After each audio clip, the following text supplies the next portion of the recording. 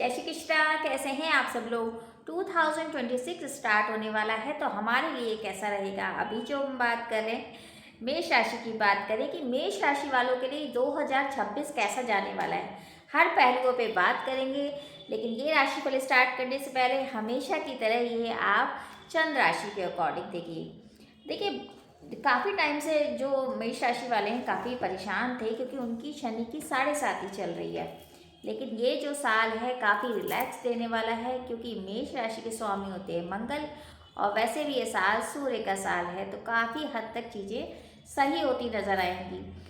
हर चीज़ों में आपके जो रुकावटें थी वो रुकावटें ख़त्म होने लगेंगी। हाँ, ये है कि स्वास्थ्य के हिसाब से आपको थोड़ा ध्यान रखना पड़ेगा, लेकिन वैसे आपकी काम की बढ़ोतरी भी होगी और काम में आपको मुनाफा भी होगा। धन का जो प्रॉब्लम चल रहा था बहुत दिन से वो भी दूर होगा। तो पहले ग्रहों के बारे में बात करते हैं। वैसे तो हर 2 महीने बाद, हर 1 महीने बाद कोई ना कोई ग्रह चेंज होता है, लेकिन 4 ऐसे प्लैनेट होते हैं जो चेंज होने पर काफ़ी हमारे जीवन में बदलाव आते हैं। जैसे गुरु हैं, गुरु का एक विशेष महत्व होता है। जब भी आपकी राशि देखी जाती है तो गुरु के जो प्लेसमेंट है वो सबसे ज़्यादा इम्पॉर्टेंट होती है क्योंकि वो एक तो ग्रहों में सबसे बड़े हैं और दूसरा पालनकर्ता भी वही है। तो गुरु इस बार 3 बार राशि परिवर्तन करेंगे। पहले करेंगे वो मिथुन राशि में, जैसे कि अभी वो मिथुन राशि में चल रहे हैं, और उसके बाद जैसे मिड जो साल है उसमें होंगे वो कर्क राशि में, और फिर बाद में अक्टूबर के आसपास वो जाएंगे सिंह राशि में। ऐसे ही शनि जो है मीन राशि में रहने वाले हैं, और राहु केतु का जो चेंजेस होगा वो नवंबर में होगा। तो पूरा साल जो है ये जो ग्रह हैं इनका इफेक्ट ज़्यादा पड़ता है क्योंकि बाकी जो ग्रह हैं वो हर महीने में 2.25 महीने में ही राशि परिवर्तन करते हैं।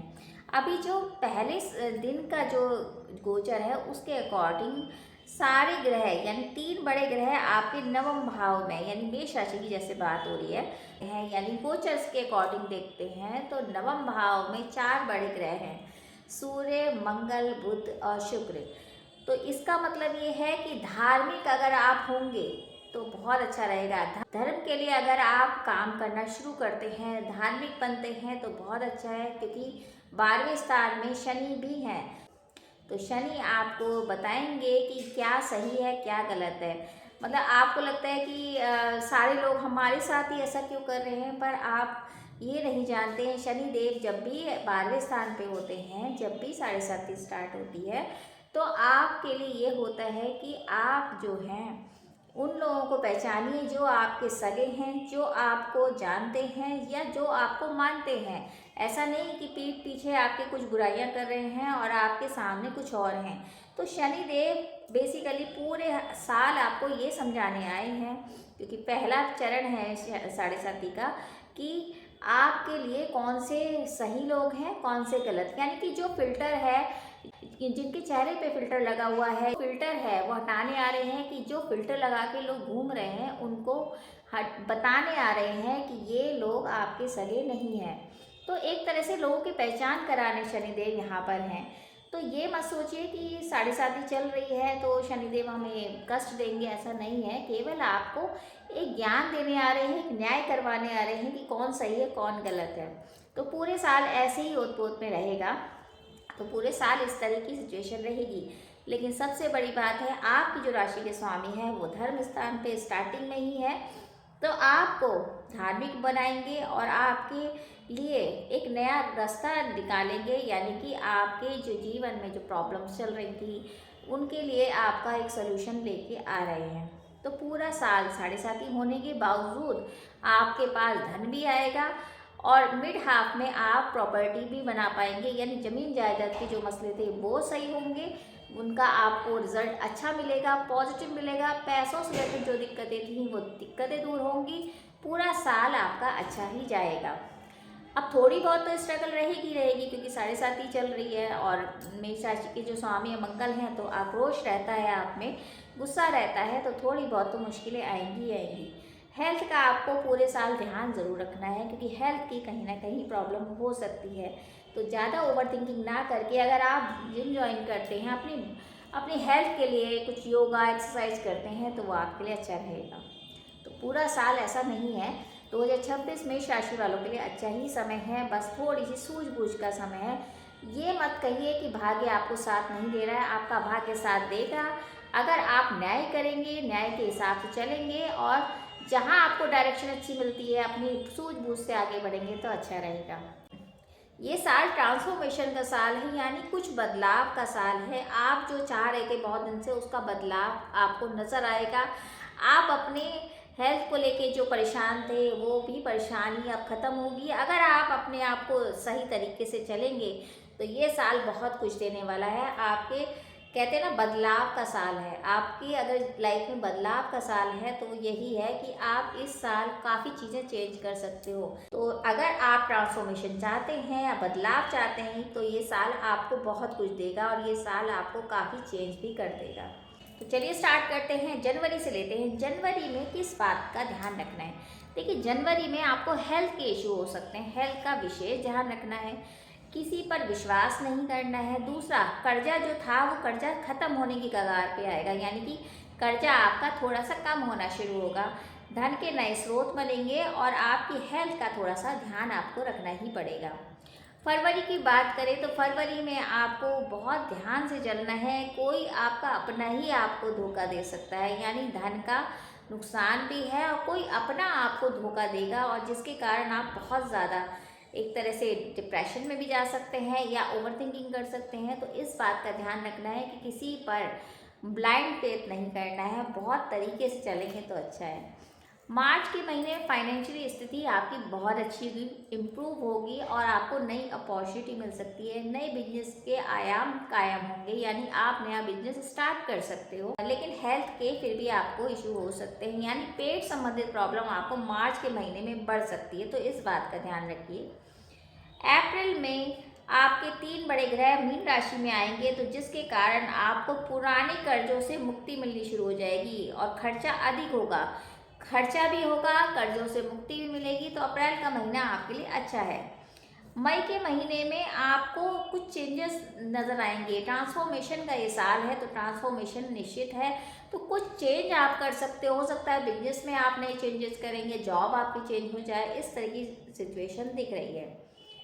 वहीं जून के महीने में सबसे अच्छा आपका जून का महीना जाने वाला है। जून के महीने में आपको नई ग्रोथ मिलेगी, नए प्रोजेक्ट पे आप काम कर सकते हो। प्रॉपर्टी का जो विवाद था वो ख़त्म होगा, क्योंकि जून जुलाई में आपकी ज़मीन बनने के पूरे पूरे योग बने हैं, यानी प्रॉपर्टी ले सकते हैं, फ्लैट ले सकते हैं, या कोई सपना ऐसा था कि जो आप नहीं पूरा कर पा रहे थे तो जून में आपका हो सकता है। जुलाई में ऐसा होगा कि शनि वक्री होंगे, तब आपको थोड़ी दिक्कतें आ सकती हैं। हेल्थ के तो आपको ध्यान रखना ही है। साथ में आप फिजूल खर्चा ना करें, मतलब ऐसा ना हो कि आपके पास धन इकट्ठा हो जून में और आप जुलाई में जाकर उसका वेस्ट कर दें, यानी कि आपको धन के हिसाब से बहुत समझ के चलना है। एंजॉयमेंट का टाइम नहीं है, थोड़ा मेहनत का समय है और आराम का, यानी कि वर्कलोड के कारण आपकी जो तबीयत है उस पर थोड़ी सी प्रॉब्लम आ सकती है।